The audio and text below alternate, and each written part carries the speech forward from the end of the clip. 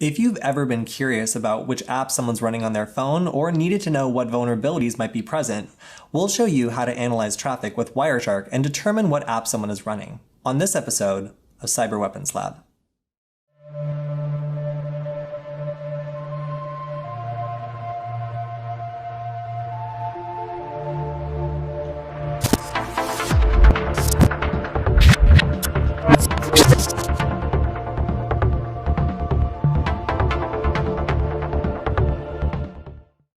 If you know the password to a Wi-Fi network, it gives you a lot of control. One thing you can do is examine the traffic of other people that are sharing the same Wi-Fi connection, because once you know that password, you can effectively decrypt the traffic that they are running through the network themselves. Now, this is useful if you need to determine the kinds of apps that someone is running, or even see in real time more or less the kinds of services someone is accessing. While you won't be able to access the actual content of that messages, provided it's actually secured with TLS, you will be able to see which services they're connecting to. So if you want a running list of applications or services someone is using in real time, this is by far the best and easiest way to do so. Now, in order to do this, you need to have Wireshark installed. And on macOS, this works just right out of the box. You might need to get a card that can go into wireless monitor mode, because that's essential for being able to do this. Because if your card doesn't support this mode, you simply will only be able to see traffic from your own device, and that is not very useful or interesting for this application. Once you have a computer with a wireless network adapter or an external wireless network adapter that supports wireless monitor mode, then we can begin. And also, if you get confused, you can check out the Nullbyte article linked in the description. Now today, we're going to take a look at the wireless traffic of a specific device, and our intention is to decrypt it and be able to see what that person is up to. Now this can mean the various apps that they're running, it could be push notifications they're getting, phone calls they're getting maybe on Signal, all the various things that you can tell via metadata about maybe the DNS requests, HTTP requests, and other things that are going on in the background. Now this will not only definitively fingerprint the phone or smartphone that you're going after, it will also be able to do things like tell what services the person is using. And if we know that they're using maybe a hacked app or they're using an old version of something, we might be able to just attack that outright. So it always helps to know what our target is using, and also this is a handy way of maybe figuring out what someone is doing. If they're on their phone all the time and you're curious, you can just go ahead and run something like this and see exactly what they're up to at any given time. So the first step is having the Wi-Fi password. And this is going to be the hardest part, because once you have this, it's pretty easy from here. Now, of course, you can get the Wi-Fi password by following any of our other guides. I'm not going to go into that today, but for now, let's say you have it or you have permission to have it already. So you'll need to go to, and again, this is optional, but I prefer to do it because I have better results. You can go to wireshark.org/tools/WPA-PSK, and it'll actually generate a Wi-Fi PSK for you. Now, this is the pre-shared key, and this is basically what is used to do the encryption that we'll need to decrypt on the traffic that we're going to be looking at. So to generate it, we'll first need the passphrase and then the SSID. Now to get this right, I'm going to go ahead and run a script that I wrote, or it's just an alias that I wrote for macOS that allows me to scan the area. But if you were on a Linux computer, you can just do, once you get your wireless interface, it's probably something like WLAN0, you'll just run sudo airmon ng start WLAN0 to put your card into wireless monitor mode. Now I don't need to do that here because macOS just supports this, which is kind of nice. So I'm going to type in the SSID of the network I want to start monitoring, the password,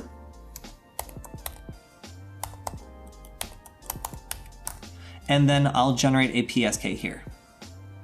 Once that finishes, I'm going to go ahead and copy this, and then I will be putting this into Wireshark in order to decrypt the traffic. Okay, so let's go ahead and open up Wireshark, and we have now half of the information we need. The next thing we'll need is for a device to actually connect, and this will generate a kind of per session key. You can think of it. So if we are spying on a connection that we haven't listened in on that initial negotiation of the key, having this PSK allows us to break into it, but we really do need to be there at the beginning of the traffic in order to capture it. So the easiest way is to just kick everybody off for a second.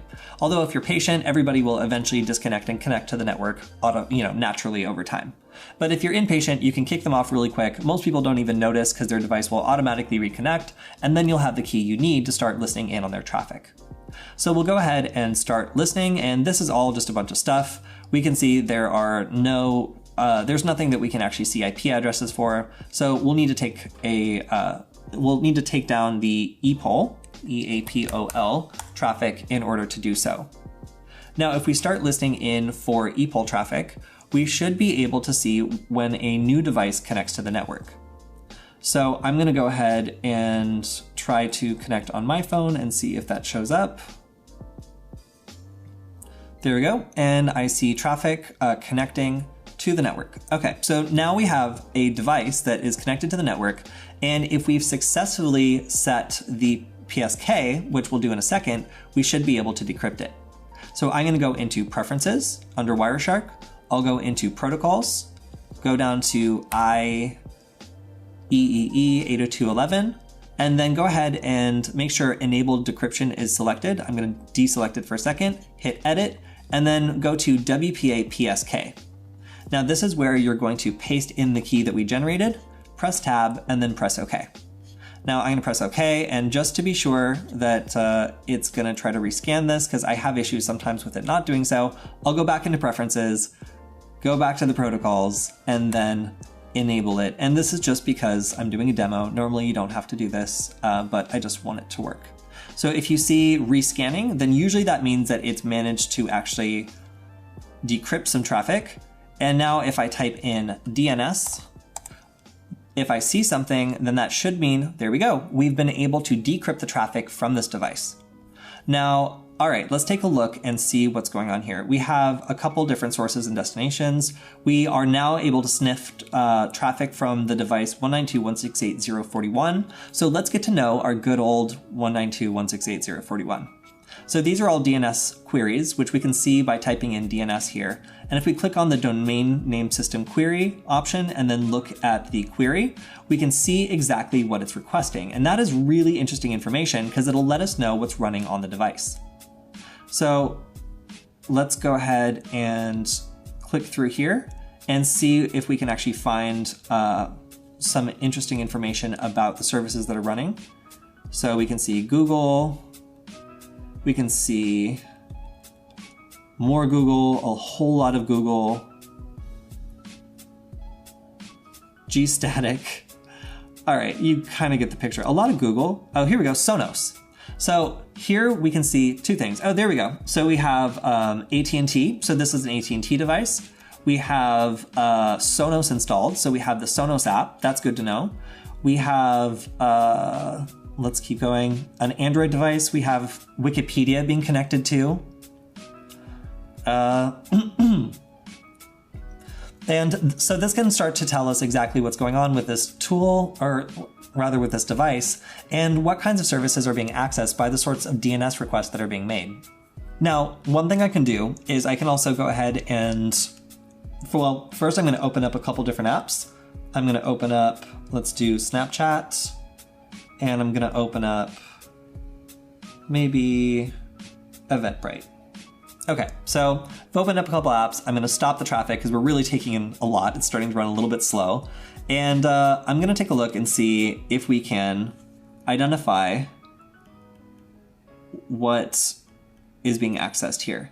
So we can see Facebook is being accessed, Bugsnag is being accessed, and that's probably a content delivery network. And there we go, Snapchat. So this is a really easy way of just immediately seeing what's going on, because in order to resolve anything, you need to ask for the domain. You need to translate it into an IP address. So this is where the large amount of those requests will be made, because, you know, Snapchat may need to change their IP addresses, something might happen, but if provided there's accurate DNS, this will always actually be able to call back and deliver sweet information to their servers. So we can see it's connected to appboy.com. Don't know what that is, don't care. If we want to examine some other protocols, this can also help. We can type in HTTP, and this can really reveal some interesting information that's being exchanged between servers in a way that's not secure. So we can see there's not a lot, but what is here should be interesting because it can also include user agents. And user agents, here we can see somebody's accessing a Facebook portal, which is insecure. We can see, let's see.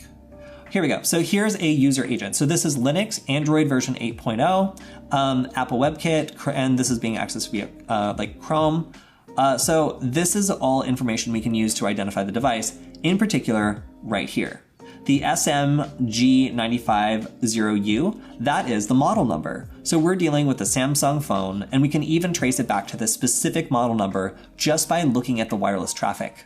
So if we need to start looking for vulnerabilities, maybe how to route this particular model of phone over the network, this would be a great place to start. Because not only do we know the types of services that this person has on their phone and which kinds of apps they're running, we also, so that could be a good phishing attack or something like that, we could serve them over the network. We can start to dig into the kinds of requests that their apps are making to different APIs and maybe see if we can start to play with that and introduce something malicious and maybe take advantage of an insecure app that's running on their phone.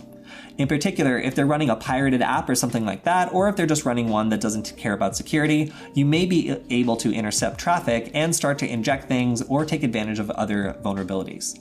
All in all, though, this is a great way of being able to tell what that person who's just on their phone all the time is really up to. So if you want to see what they're doing and you're on the same Wi-Fi network, this is a great way of being able to dig into the traffic and start figuring that out. There is a lot we can learn about smartphone traffic using Wireshark. But that being said, there are also a lot of ways that you can keep your data safe and make sure that you're not leaking this kind of data if someone out there is watching.